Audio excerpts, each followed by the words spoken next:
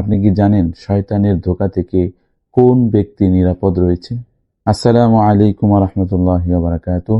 সম্মানিত দর্শক, আপনি কি জানেন শয়তানের ধোঁকা থেকে কোন ব্যক্তি নিরাপদ রয়েছে?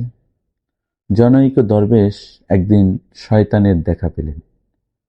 দেখা পাওয়ার পর দরবেশ শয়তানকে জিজ্ঞাসা করল যে, তুমি কোন ধরনের মানুষের থেকে দূরে থাকো বা তাকে ধোঁকা দাও না, তাকে ছলছাতুরি করে হামলা করো না, কোন ধরনের মানুষের?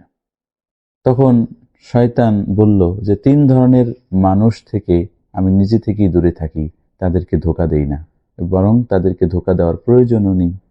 1 নাম্বার হলো যেই লোক নিজের প্রশংসা নিজেই করতে থাকে। দ্বিতীয়, ওই ব্যক্তি যে ছোট সৎকর্ম করে কিন্তু মানুষের কাছে এটা খুব বড় করে দেখায়। তৃতীয়, ওই ব্যক্তি যে নিজে অন্যায় কাজ করে এবং তা ভুলে যায় এবং নিজেকে ভালো মনে করে আত্মতৃপ্তিতে ভুগতে থাকে।